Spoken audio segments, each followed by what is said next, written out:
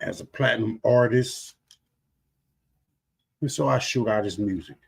But here I'm on part 2, my amazing ancient alien technology, shit from the past. There's stair steps in this shit.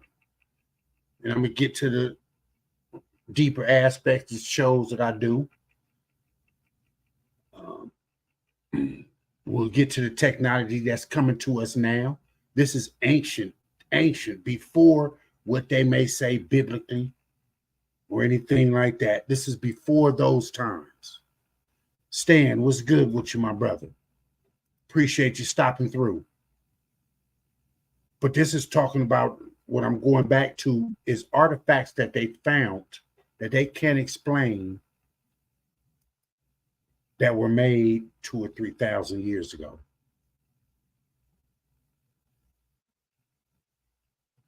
We definitely need to look up, Stan.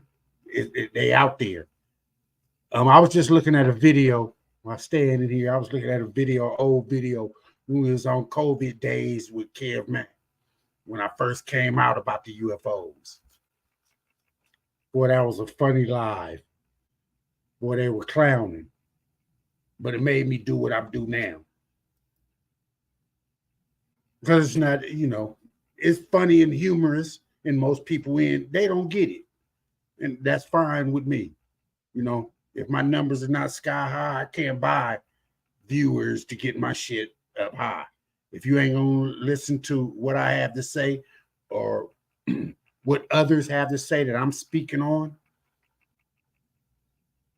about ancient technology, about UFOs, there had to be another life before this planet did something, because they finding too many artifacts that don't make any sense. Why did they build them? Why did they make them? Why did they build so many pyramids? Why are there so many different pyramids or bodies of old ancient buildings that we can't even duplicate today? In this video here, you're going to see some artifacts that are basically out of place. How did they find them? When they found them? And who made them? And why do they look at some of the things that their technology is way more advanced than we have today? Even though, as I said before, we got the phone. I didn't grow up with a, handheld phone. I grew up with a rotary dial in my house. My grandparents, they didn't have anything. I grew up with pay phones. But now we into shit. I-14 or whatever. But their technology was even deeper than what we have now. But I'm keep rambling on. People always say that I ramble on. Let's get into the video, and y'all check it out for yourselves. Our ancient ancestors were primitive? Think again. The people who lived on this planet thousands of years ago were very much like you or I. They just had different beliefs and different technologies at their disposal. Having said that, their technology might have been more sophisticated than we imagine. Check out this video full of amazing ancient technology if you want proof. We're starting out with an artifact that was discovered in a Warring States-era mausoleum tomb in China in 1990. Crystal glass is commonly used in drinking glasses and tableware today, but until the Warring States crystal glass was discovered, we had no idea that the technology behind the glass was available to the elite members of Chinese society 2,200 years ago. The glass looks just like a modern drinking glass and is in astonishingly good condition for its age. It's 6 inches tall with a round opening at the top and is made from all-natural, high-quality crystal. It's considered so important in China that it's listed as one of only 64 ancient artifacts that are never allowed to leave the country. This precious item was found in Hangzhou, Zhejiang province, about 2 feet below the ground, within the tomb of an unknown individual. It's the only glass of its kind from this period ever to be found in China, but glass breaks so easily that it's probably not a surprise that we haven't found any more examples yet. The real question is how it was made, and it's one that modern-day experts haven't answered yet. While we're talking about the technological accomplishments of the ancient Chinese, let's ask ourselves a question that at first sounds ridiculous. Were Chinese people capable of flight more than 2,000 years ago? We ask because records suggest that Emperor Cheng Tang had a flying machine built in the year 1766 BCE, but then had his aircraft destroyed to ensure nobody else would ever discover the secrets of flight. So they say this dude made something, what, 4,000-5,000 years ago, and destroyed it. But that's unbelievable. But if you listen to the whole story, it changes. Because at first listening to it, that shit sound unbelievable. Might be nothing to that tale, but 2,300 years ago, the Chinese poet Chu Yun completed a survey of the Gobi Desert. It should only have been possible to capture the details that he captured by surveying the desert from above, which implies that he saw it from an aircraft. The oral traditions of the Nepalese people also contain multiple references to powered flight, which they say was knowledge reserved for the Yavanas. What we can say for certain is that the ancient residents of China made devices called bamboo dragonflies or bamboo copters around 2,400 years ago. They were children's toys and comprised a propeller on a stick capable of taking off from the ground if spun often enough. Who's to say that nobody made a bamboo dragonfly large enough to fit a person inside? Let's move from ancient China to ancient Egypt and ask another bold question. Did the ancient Egyptians somehow possess knowledge of electricity? It's a crazy-sounding claim, but it's not the first time people have wondered whether the Egyptians had advanced technology at their disposal. When Colonel Howard Weiss blasted a hole in the Great Pyramid of Giza in 1837, he found an iron sheet between the inner blocks.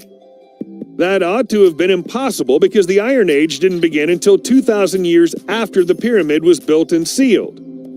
When a metallurgical analysis of the sheet was carried out in 1989, traces of gold were found on the surface.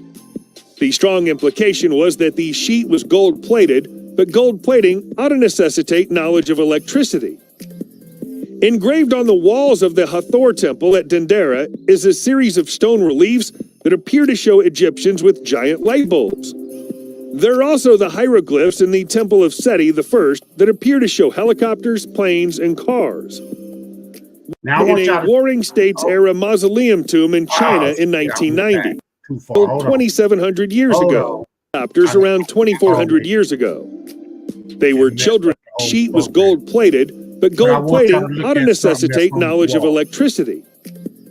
Engraved on the walls of the Hathor temple at Dendera is a series of stone reliefs that appear to show Egyptians with giant light bulbs.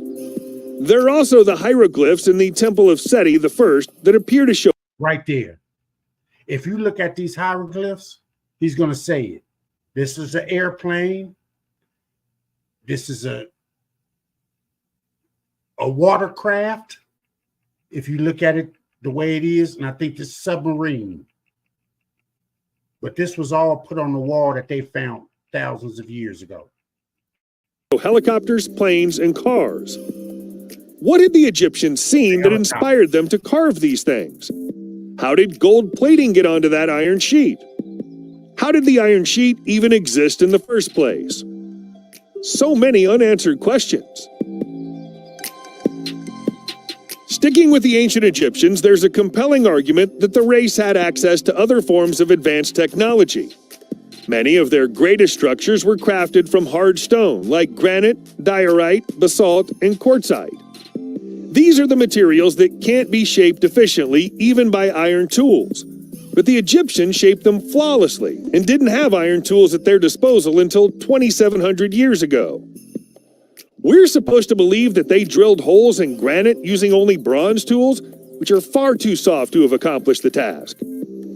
The famous unfinished obelisk of Aswan is one of the most obvious examples of a case where the tools involved in the labor can't possibly have been the tools we believe the Egyptians to have had. Analysis of the precise lines of the obelisk suggests that they were created using a cutting tool. The Egyptians, to the best of our knowledge, didn't have anything capable of carrying out the work. This is such a glaring issue that some historians wonder whether there was an advanced civilization in this part of the world before the Egyptians arrived. If so, it's a civilization that disappeared without a trace. I showed that obelisk yesterday. It was strange how it was dug around it, how it was built or made, or how they assume it was made, because they still don't know how it was made. But they could see how it was being carved out with something other than what the Egyptians had at that time. One way of describing the Hal Saflieni Hypogeum in Malta would be as an underground mass grave containing more than 7,000 bodies. That's a fairly grim description, so it might be more helpful to think of it as a beautiful work of art made by unknown builders using incredible skills. Incredibly, even though the 6,000-year-old structure sits barely 30 feet below the busy streets of Malta, it wasn't discovered until someone tried to build a water cistern in 1902. The whole sweeping, curving hypogeum is carved directly into limestone and splits into 3 layers. The final chamber has been designed in such a way that any sound made inside it echoes throughout the whole structure and can resonate within the human mind to affect emotions. This is known as infrasound technology, and its existence should have been way beyond the comprehension of people living 1,500 years before Stonehenge was built in England. Even more mysteriously, the skulls of many of the bodies buried there are elongated compared to modern standards. And testing has revealed that... See, we're going to get into that elongated heads. I think that goes back to, Nefertiti. King Tutankhamun had an elongated head. Why so many different African tribes made some of their kids' head elongated, is what they say. That has something to do with something more advanced than us. I think back then they had elongated heads, which made their brain smart. I don't know. We know that we only use, 20% of our brain. More brain, more usage. Because we still haven't figured out how do they get these pillars that's so big in little confined areas. How did they do that? They had to do it with their mind, some type of way, some type of levitation aspect. The elongation was a genetic trait. Who were these long-skulled people? And how did they understand so much about sound engineering? According to the official narrative of history, the human race was unaware of the force of magnetism until the Greek philosopher Thales of Miletus wrote about it 2,600 years ago. We don't think that's true. There's plenty of circumstantial evidence that the ancient Olmec race of South America knew of magnetism far earlier and even incorporated it into their statues and structures. Various magnetically charged objects have been recovered from Olmec sites in Mexico, including a 3,400-year-old polished bar, which might have been a piece of a magnetic compass. Magnetic anomalies can also be found in the snout of a sculpture of a mystical animal in a zappa, and in many of the Olmec head and potbelly statues. Look at the Olmec. The anomalies occur with such frequency that it's statistically all but impossible that they got there by accident. Every single one of the statues of Monte Alto has magnetic properties. It's a virtual certainty that magnetism was observed and understood by the Olmec people long before it was observed and understood by anyone else on Earth. But how did they discover it? And why did they incorporate it into their statues? There are several artifacts claimed by archaeologists and historians to be the oldest map in the world. the most famous of which is the St. Bellic slab. However, we're not looking at the St. Bellic slab today. Instead, we're looking at a map that comes from Ukraine. It was found in Mezirik in 1966, but it was inscribed into the surface of a mammoth tusk approximately 12,000 years ago. If scientists are right about the age of the mammoth tusk, it'd mean that map-making predates written language. The idea that pictures would come before words isn't groundbreaking, but this is quite a sophisticated map. It shows a series of dwellings lining the banks of a river. The content of the image appears to be fairly obvious, and yet there ought to be no doubt that this is a map.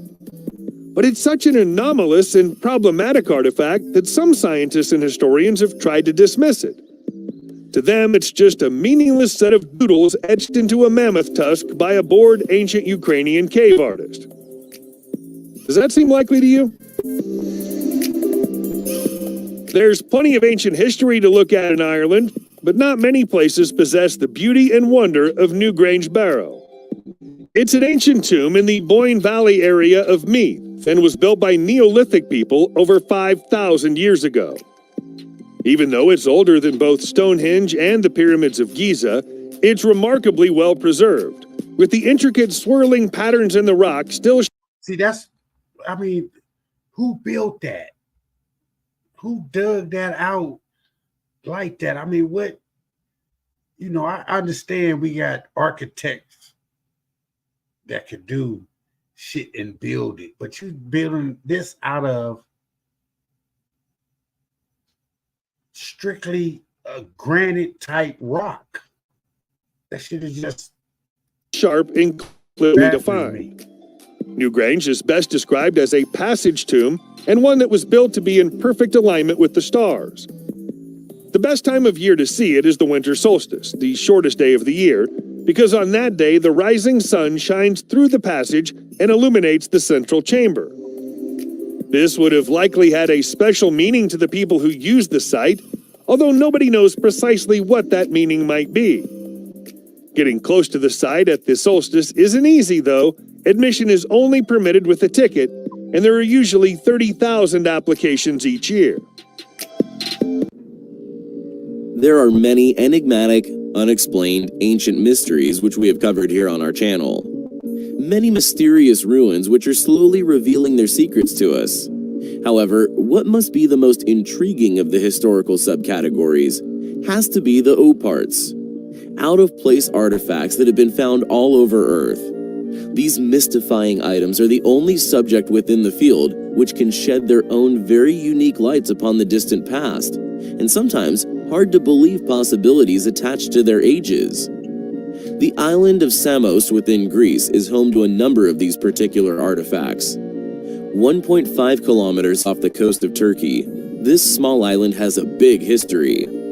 Within the island's capital museum is a wide range of very impressive artifacts. The most interesting among the collection is undoubtedly the strange bronze artifact, which according to academia, merely depicts a strange form of unknown carriage that would have once been pulled by horses. However, some also believe that the strange animals are actually depicting a form of periscope, and that the entire artifact is actually that of an ancient submarine. Additionally, there also exists another amazing artifact that we felt was worth a mention, found within private collection. Originally a religious idol, what do you think this wooden artifact is depicting? Could it actually... Can y'all see it? It looked like two people sitting on something. You can clearly see the two little artifacts, but somebody made this. Why would they make this? Just our imagination? Yeah, I don't think so. Be that of modern-day paragliders, somehow sent back in time, seen and depicted by this once ancient people as a religious vision? It's an incredible, if rather imaginative thought, but it is testament to such artifacts' intriguing nature. There are many incredible out-of-place artifacts that can be found all over Earth, each one just waiting to spark our interests. Thanks for watching, guys, and until next time, take care. There are countless ancient OOPArts, which can be found littering ancient antiquities, and indeed the exhibits which are so often attributed to an ancient civilization, subsequently debunked by said studies, as having been capable of such ancient developments. As such, these artifacts are known as out-of-place artifacts, or OOPArts, as they have become affectionately known. One such artifact is that of the wedge of Iud, a large, clearly machined piece of metal made of high-purity aluminium, dated by many researchers as that of an ancient artifact. The problem is, aluminium in this density was not developed by modern man until the late 19th century, around 1825 to be precise. Weighing an impressive 5 pounds. So if we ain't discovered this material until 1820 something, how did they find that? And that's going back thousands of years. Where did that come from? In weight, the wedge was originally dug up, found deep within the sediments of a riverbank in modern-day Romania, disregarded by many as that of a modern-day JCB tooth. There are just as many, however, who argue, and we feel for good reason, as we shall reveal, that this artifact is indeed ancient and has, through the years, continued to raise difficult questions to answer. Ancient alien enthusiasts insist that the wedge is a segment of an ancient alien craft, or more specifically, a VTOL-type craft, better known as a vertical takeoff and landing craft, and the large visible signs of aging are supportive of not only a tremendous age, but of its currently unexplainable origins here on Earth. It was found during digging on a construction project, along with 2 mastodon bones in 35 feet of sand. Someone gave it to the Museum of History of Transylvania, where it lay ignored in a storeroom for 20 years, before editors from a Romanian UFO magazine found it in 1995. Furthermore, although some skeptics attempt to argue that the wedge is of modern origins, it was found in the same layer as that of the mastodon bones, with the wedge accepted by a large number of others as being at least 11,000 years old. This dating makes this a very peculiar item indeed, and something which we feel demands further examination. If the wedge is indeed around 11,000 years old, as the evidence, witness testimony, and dating of the sediments it was found within would suggest, then the question of how such a lump of almost pure, clearly machined aluminium originated from, and indeed what was the original purpose of the wedge. Was it, like the ancient alien enthusiasts insist, once part of a vertical takeoff and landing craft? Or maybe from something else? Questions still circle the wedge's true origins, and without solid evidence to prove the wedge's modern origins, we must stick to the evidence already acquired, that of the wedge's original resting place, the dating of said sediments, and the lack of any contradictory evidence in regards to works being done in this area at this depth along the riverbank within Romania. We must entertain the idea that this 5-pound, almost pure metallic object is indeed that of an ancient OOPArt, and any other explanation lacking evidence is just an attempt to disregard such claims as they do not jive with modern paradigm, an occurrence we witness all too often. What is the wedge of Iud? How old is it? Could it indeed be 11,000 years old? And if so, how was it manufactured and machined, and what could it have been possibly used for? It is an object which we find highly compelling. To this day. Beit Sherim is an ancient cemetery located within Galilee. Very close by is a natural cave. It had apparently fallen into disuse at the end of the 4th century and filled up partially with 4 or 5 feet of clay-like silt.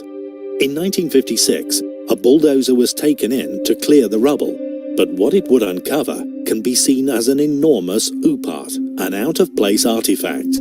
It turned out to be a large ancient rectangular slab made from an unknown material. Because of its size, measuring 6.5 by 11 feet long, 18 inches thick and weighing in at over 9 tons, it was not surprisingly left where it lay. With a perfectly level surface, its origins were a mystery, yet alas, at the time, not a pressing one. However, in 1963, members of a joint expedition of the Corning Museum of Glass and the University of Missouri would bring to light a curious reality.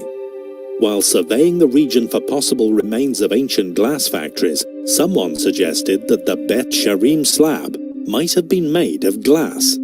A suggestion initially perceived as a joke. Amazingly, chemical analysis was indeed carried out, confirming that this enormous and extremely ancient slab was indeed made of glass. It is therefore believed that the Bet Sharim slab is a huge piece of first-stage glass, meant to have been broken up and fashioned into objects somewhere else, that for some reason was abandoned. And think about that. They made a big-ass piece of glass in the center of a cave that they just extracted all the dirt, and that's where they found it at. But how long did it take for them to make that 11 by 11 slab of glass? Right where it was made. In conclusion, several factors surrounding the existence of the slab are currently unexplainable. According to mainstream views surrounding the evolution of glassmaking, the production of such an enormous base material would have been simply impossible, requiring over 12 tons of raw materials, over 20 tons of furnace fuel, the maintaining of a temperature of over 1100 degrees centigrade for no less than 5 continuous days, finally producing a 9-ton slab of perfectly level, perfectly rectangular glass, clearly demonstrates the requirement of a highly advanced refinery with highly advanced technologies harnessed by a past civilization. Additionally, at the time of its discovery, only 2 other pieces of glass have ever been created that are larger. Both rest within the enormous telescopic mirrors of machines developed within the past century.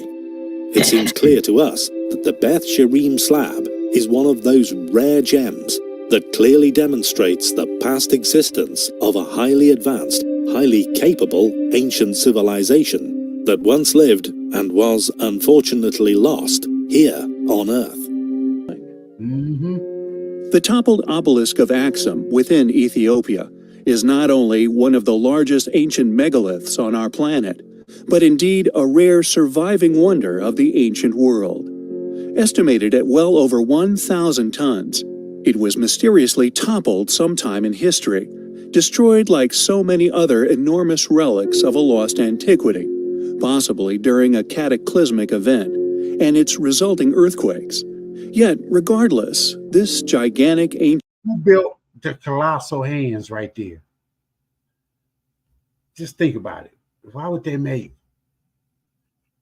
something of that nature? And how could they do that?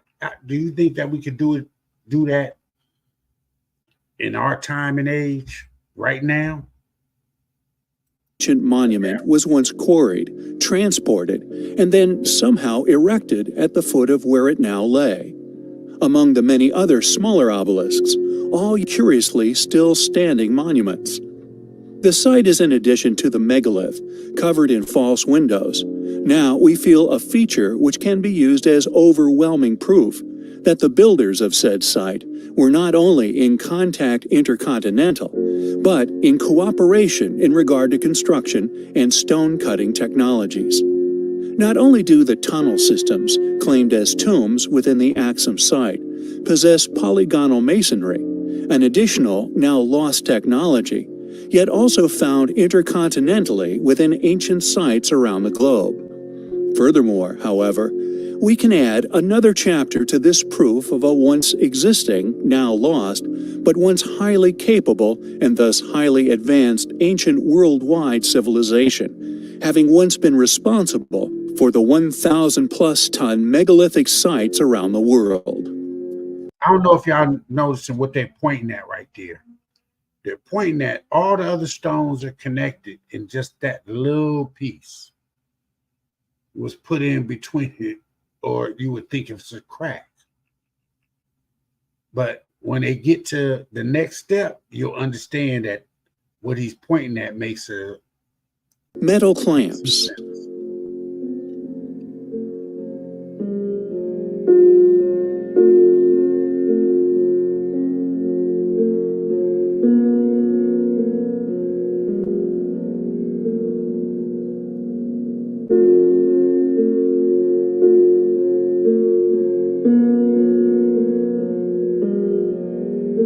You see how many different places, Egypt, Cambodia, Peru, Bolivia, all have these clamps to keep the bricks together. Who does that?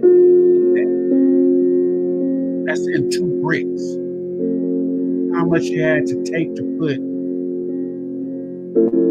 clamps into bricks to keep them close together? Let's try that math.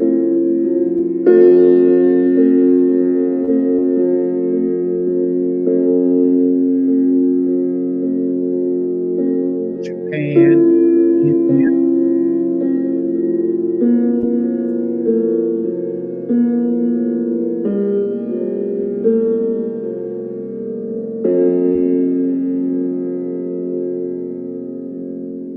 Another subject we have covered comprehensively, linking to many sites, which according to modern paradigm were geographically impossible to have been in contact, even during the dates they themselves pin on them.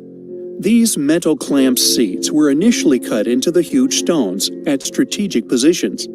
Then, molten metal, often enigmatic and advanced in metallurgy, were poured into these cuts to pin the stones together, preventing them from slipping over time, retaining their perfect alignment. How can we continue to believe that the evidence for our argument be ignored, dismissed as conspiracy, the hypothesis refuse serious investigation? We find this highly compelling. Ancient Uparts. A section of ancient history which many find as their preference. It is undeniably one of the strongest areas of argument within the study of antiquities, which is in support of the past existence of once highly capable, incredibly technologically advanced, yet now lost ancient civilizations. The ancient astronaut theory being one main topic of interest within the Uparts realm. When it comes to certain current or now past allies, in alliance with our so often reiterated posit of the existence and the volumes of surviving evidence in support of a now lost, often also claimed, now actively hidden, enormous number of chapters of human history. It is thanks to their laborious collaborative efforts which has allowed us to accomplish such a strong and compelling evidence. In addition, the realization that much of these sites and anomalous features also display a strong evidential suggestion that many of these civilizations somehow succumbed suddenly, possibly to a past cataclysm.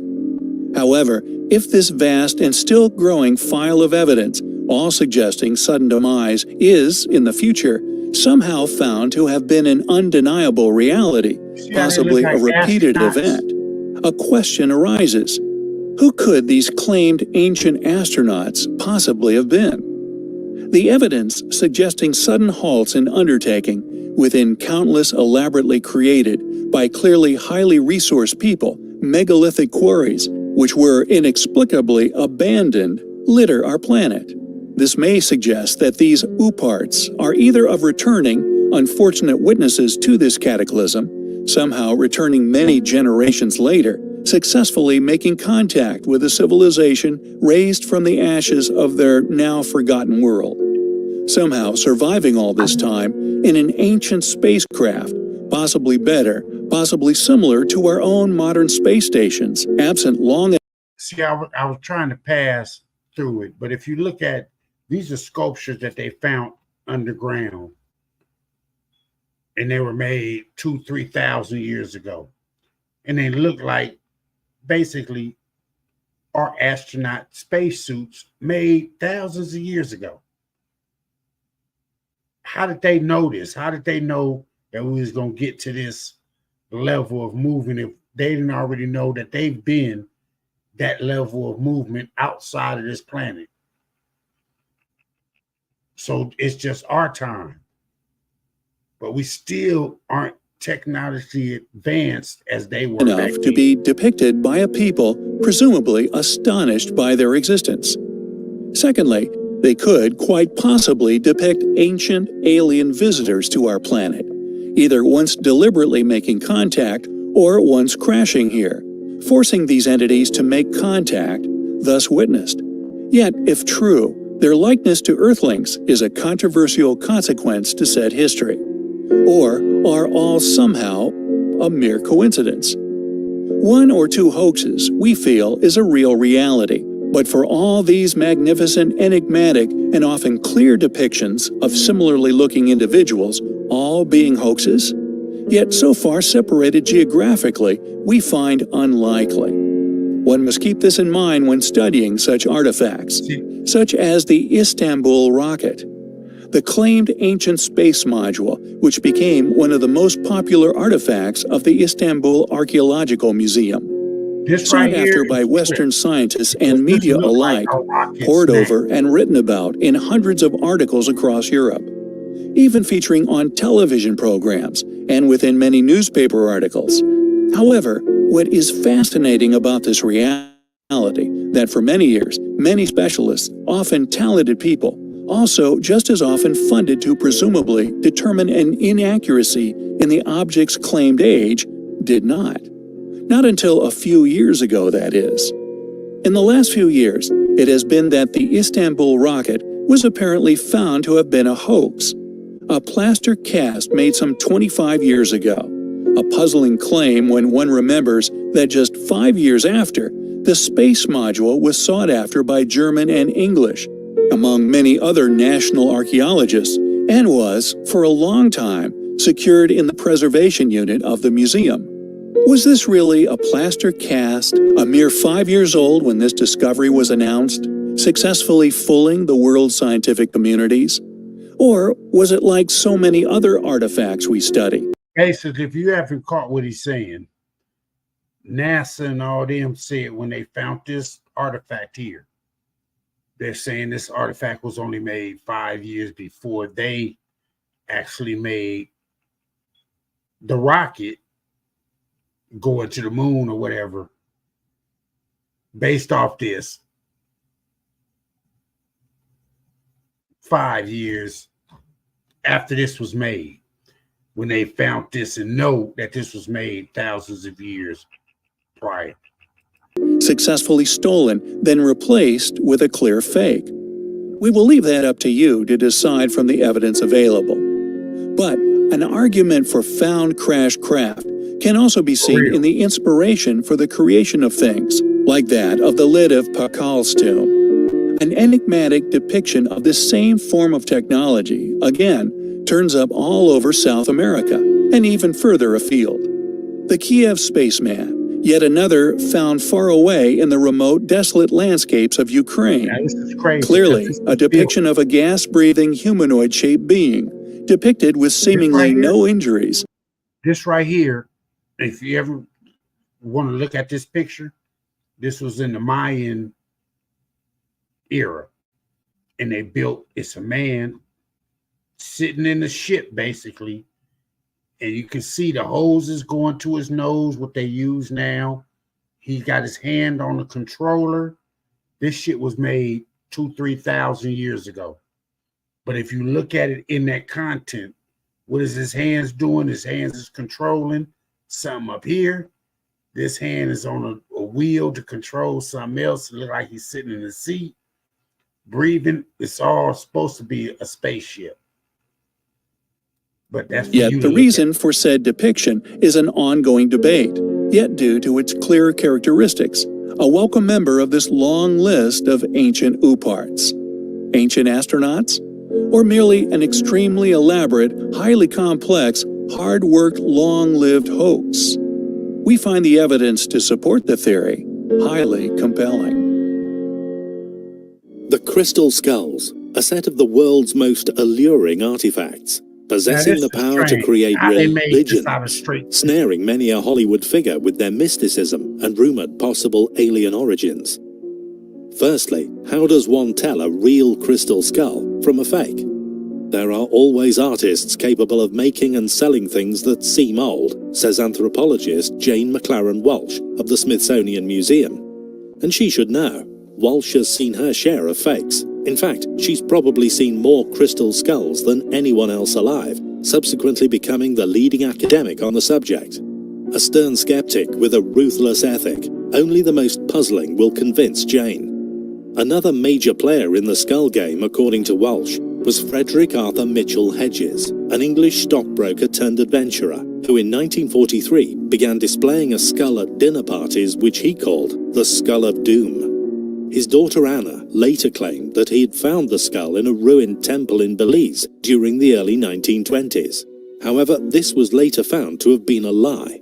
Investigations by the Linnean Society of London, a research institute specializing in taxonomy and natural history, revealed that Mitchell Hedges actually purchased his skull at auction at Sotheby's in London in 1943. How it came to be at the auction house, however, was never established. Which is unfortunate, because the Mitchell Hedges skull, according to Walsh's scrupulous examination, is the only one she has ever had to reluctantly confirm as an authentic crystal skull. What's more, it is the only academically accepted original known within the public archives. Smaller than other. I've heard a story about these skulls, and there's supposed to be, I'm not sure if it's 6 or 7 of them, and they're saying that they all come together. It's like a comic book script, but if they ever get all of them together, it's supposed to be. So I think they're still looking for a couple of them, because like they say, some of them that they've been showing are fakes, but the real ones, they haven't found all the real ones. For examples, which under microscope analysis were seen to have been made using rotary drills, the Mitchell Hedges skull is a more finely crafted, yet more crudely designed example that under the atomic microscope has shown signs of having indeed been an ancient pre-Columbian artifact, which sure enough was constructed using, quote, unknown technology. There are, of course, many examples of crystal skulls around the world, and many more stories surrounding their mysterious construction. Elongated examples, stories of groups of these skulls initiating some form of energy field. Ancient laser cutting technology has also been claimed time and time again. However, we felt we would approach them from another angle, to experience the rare occasion when modern, specifically funded academic institutes buckle to overwhelming evidence, proofs given by the defeated skeptic to those who pursue nothing but the perplexing truth and a direction for study. Made from a single piece of quartz crystal, Mitchell's Skull of Doom is unquestionably an exquisite example of an unknown history here upon our planet. Regardless of beliefs, or indeed the superstitions which now surround them, there are a rare few which support the theory of lost civilization and ancient visitation. This skull is much smaller than many and crudely carved, leading museum scholars here to believe that in a world of fakes, this one is the real thing. Hey, that's been the show. I hope y'all like the ancient technology. Some of that you have to, really put a thumbs up and say, that's convincing. There is some extra explanations, but we'll never get that out of anything that they find with ancient technology. The only thing they can do is say, where did it come from? We had somebody here before we were just cavemen, as they say, or apes, or whatever the hell you want to say we started from, or just started from 2 people. If you want to go back to just starting with 2 people. No, there was something here before all of this, because they're finding too much. You have to look at the building of the pyramids. I've shown that in the last one, the one yesterday. I do one today. And I'm going to do one tomorrow. But I'm going to show you the ancient technology before we advance more into what I believe is in our skies today. I'll continue to do this. This has been the Goob Show. Hope you like it. You know, subscribe to the channel. We'll get more into this. It's only about a belief. If you don't believe in anything outside the norm, I mean, it's not. I can tell you. I know. If you look up more and more, you'll see what's out there. There's advanced technology, and they're coming back, or advanced, not technology, advanced beings that's going to come back and holler at us. We're not the smartest individuals on this planet or in this galaxy. You can best believe that. If we can't get past the moon, we're not the most advanced. But they're going to show us, and they're showing us by what we're digging up on this planet alone. People must understand, we have not explored anything of the sea. We haven't even explored 50, 60% of this earth, let alone only 5% of the seas.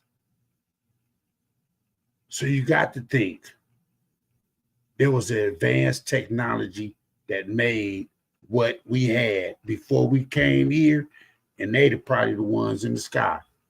Call me crazy. Call me what you want to. Hope you like the show. Subscribe to the channel. Hit the like button and check me out on the next episode of Amazing Ancient Technology. Peace.